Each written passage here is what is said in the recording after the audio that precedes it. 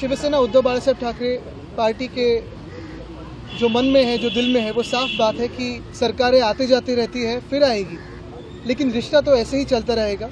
और यही कहने हम आए थे।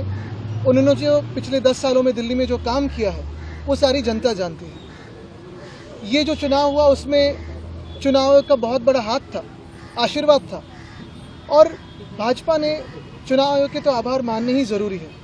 लेकिन यही बात है, कल जैसे मेरी राहुल जी से बात हुई, आज अरविंद जी से बात हुई कि इंडिया गठबंधन हो या फिर हम सारी पार्टीज़ हो, कहीं ना कहीं हमें ये सोचना ज़रूरी है कि अभी अगला स्टेप क्या है, क्योंकि हमारी डेमोक्रेसी फ्री एंड फेयर नहीं रही है, इलेक्शंस फ्री एंड फेयर नहीं रहे। तो लड़ते तो रहेंगे, देश के हित में लड़ते रहेंगे। आपकी आवाज़ हो, मीडिया की आवाज़ हो, जनता की आवाज़ हो तो उठाते रहेंगे, और जो भी देश के अच्छे का हो, सड़क पे उतरना हो, लड़ना हो तो लड़ते रहेंगे। बस यही था।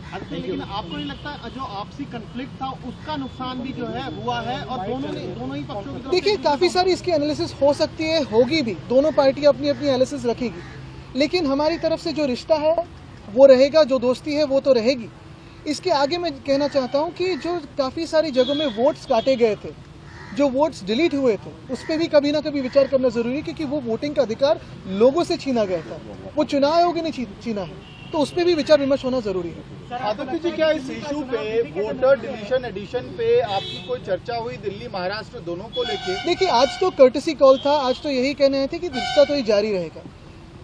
जाहिर सी बात है, स्वाभाविक है कि जब हम मिलते हैं तो इस बातों पे चर्चा होती है। इसके पहले भी फ़ोन पे भी हुई थी, अभी जो फ़ोन टैपिंग करते हैं वो तो सुनते ही होंगे, तो उनको पता भी होगा कि हम शायद क्या बात कर रहे हैं। लेकिन हमने ये भी कहा है कि इस पर स्टडी करके जो हम प्रश्न चिन्ह उठा रहे हैं, जैसे महाराष्ट्र में 47 लाख वोटर्स कहाँ से बढ़े हैं, 76 लाख वोट्स आखिरी समय के बाद किसने वोटिंग किया है, इसकी कोई वीडियो फुटेज है क्या, टोकन्स है क्या?